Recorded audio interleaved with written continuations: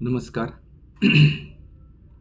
आज मी आपल्याला एक आजच्या विशेष तिथीबद्दल महत्त्व सांगण्यासाठी इथे आपण पुन्हा एकदा एकत्र येत आहोत. तर आज आपण म्हटलं की 13 जानेवारी 2025 या दिवशी आज बऱ्याच घटना म्हणजे चालू आहेत. कुंभमेळ्याची सुरुवात झालेली आहे, स्नानाची, प्लस पौर्णिमा पण आहे पौष महिन्यातली. मग हे सगळं आहे. तर या या सर्व म्हणजे पौर्णिमा असेल, कुंभमेळ्याची सुरुवात असेल स्नानाची किंवा अ, आपण जे म्हणतो आध्यात्मिक महत्त्व जे पाहायचं आहे, तर याच्यामध्ये विष्णूचं पण महत्त्व आहे आणि शिवाचं पण महत्त्व आहे. परंतु आज आपण ज्या गोष्टीबद्दल माहिती पाहणार आहोत ते आहे की अरुद्र शिवा. अरुद्र शिवाचा डान्स किंवा महादेवाचं डान्स किंवा अरुद्र म्हणजे हे काय? आता जसं हे एक सेलिब्रेशन केलं जातं. आज चिदंबरममध्ये किंवा साऊथमध्ये तुम्ही जर कुठे आता नेटवर किंवा बातम्यांमध्ये पाहिलं असेल, तर एक उत्सव साजरा करण्यात चालू आहे, की कालपासून त्या उत्सवाला सुरुवात आहे. सकाळी लोक उठतायत, मग बाकीचं ते पूजा, अर्चा सगळ्या गोष्टी होतात. तर हे काय आहे? आजचं नेमक्या स्थितीचं महत्त्व काय? तर आता प्रत्येकाचा जन्म आपण जे म्हणतो, की कुंडलिनी ज्यांना माहिती आहे, की ज्यांची आपण जन्मकुंडली काढलेली असते, तर त्या कुंडलीमध्ये असतं, की नक्षत्र तुमच्या जन्मवेळाचं हे आहे. परंतु महादेवाला चा जन्मच झालेला नाही. म्हणजे कुठून महादेव आले किंवा काय, मग त्यांचं नक्षत्र माहिती नाही. मग आजचं नक्षत्र काय आहे, तर आर्द्रा नक्षत्र मराठीमध्ये. ठीक आहे. तर हे आर्द्रा नक्षत्र आहे. मग या नक्षत्रावर काय आहे, तर अरुद्र त्याला नक्षत्र म्हणता येईल किंवा आर्द्रा नक्षत्र आहे.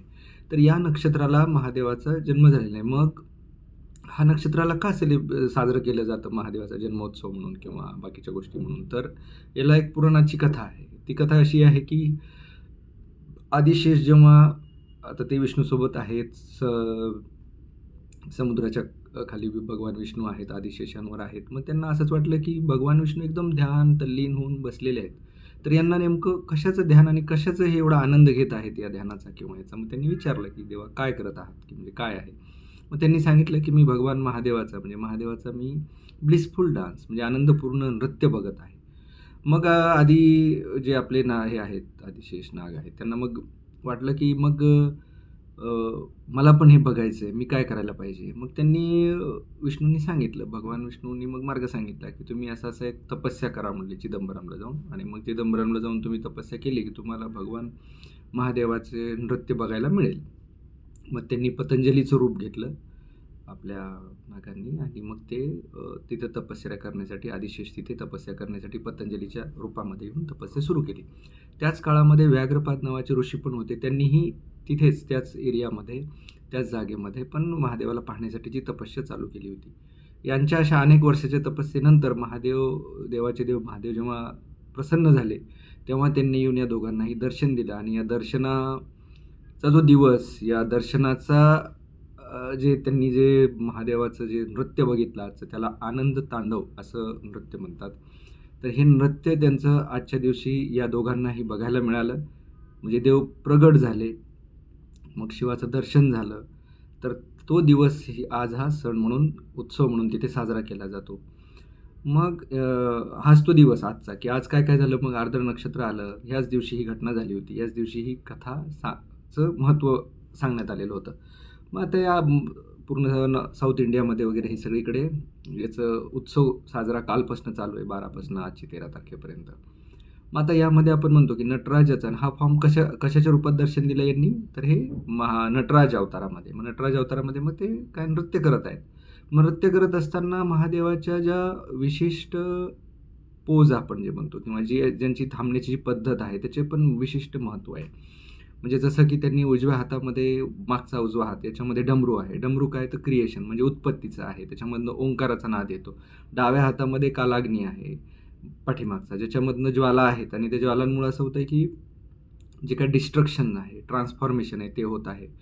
पुढचा जो उजवा हात आहे, त्या उजव्या हातामध्ये अभय मुद्रा आहे. अभय मुद्रामध्ये काय, भिवू नका, म्हणजे I am making you fear, म्हणजे फिअरपासून मी तुम्हाला दूर करत आहे. फिअर असेल, मनामध्ये जी काही भीती असेल आपल्याला ती.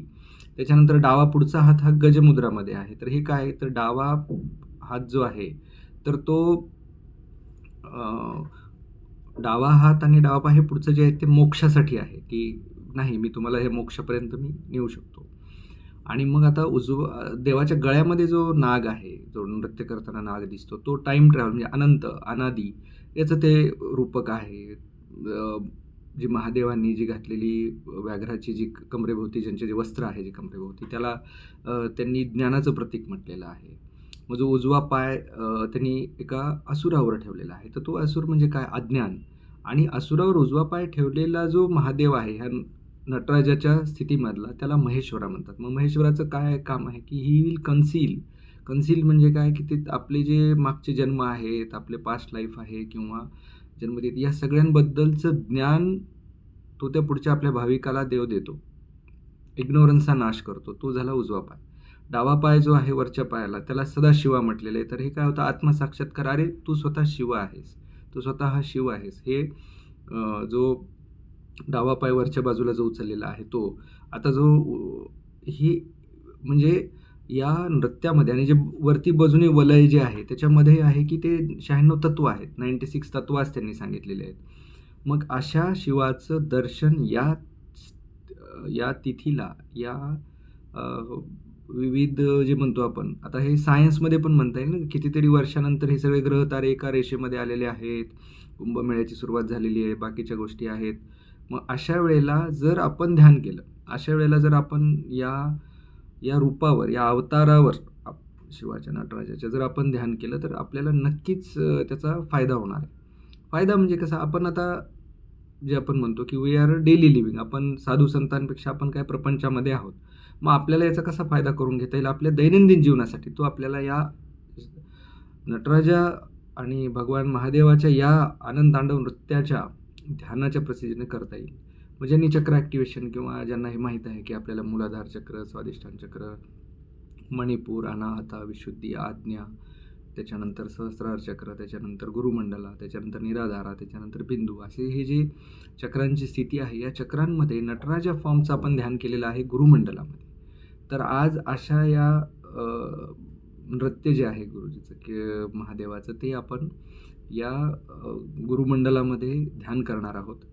तर आपले गुरुजी श्री शिवयोगी शिवराजन हे आपल्याला आज मार्गदर्शन करतील आणि त्यांच्या प्रेझेन्समध्ये, त्यांच्या उपस्थितीमध्ये आपण हे गुरुमंडलामध्ये नटराज म्हणजे जो डान्स आपल्या शारीरिक म्हणजे इनोकेशन ऑफ देव आपल्या शरीरामध्ये आपण प्रस्थापित करणं आणि त्यांचं नृत्य ही झाली अंतर्गत नृत्य त्याचं शिवाचं. आणि जर युनिव्हर्सल डान्स असेल तर ते युनिव्हर्समध्ये चालू आहे. तर अशा पद्धतीनं आज आपण एक विशिष्ट पद्धतीचं ध्यान करणार आहोत रात्री 9 वाजता. तर याचा नक्कीच एक विशिष्ट तिथी आहे आजची, म्हणजे हे ग्रहस्थिती असेल आणि नक्कीच आपल्या शरीरावर आणि मनावर याचा नक्की परिणाम होतो. जसं आपण आता मागच्या पौर्णिमा अमावस्या ध्यान आपण जेव्हा करतो तेव्हा आपल्या लक्षात येतं की प्रत्येक गोष्टीचा वेगळा इफेक्ट परिणाम आपल्या शरीरावर होतो. त्या पद्धतीनं आपण आजचं हे ध्यान करणार आहोत आणि याचा नक्कीच अनुभव आपण घेणार आहोत. तो गुरुजी श्री योगी शिवराजन आपल्यासोबत असतील आज रात्री 9 वाजता. सर्वांनी आवर्जून आपल्यासोबत जे कोणी नातेवाईक असतील त्यांनाही आवर्जून बोलवावं आणि या युनिक आणि 144 वर्षानंतर आलेल्या संधीचा तसं पाहिलं तर आणि दरवर्षी येणाऱ्या या काळाचा नक्कीच फायदा घ्यावा. मी मागच्या व्हिडिओमध्ये सांगितलेलं आहे की हा देवांचा ब्रह्ममुहूर्त आहे. तर त्या ब्रह्ममुहूर्तामध्ये आपण आपल्याला आपल्या दैनंदिन जीवनात स्वतःला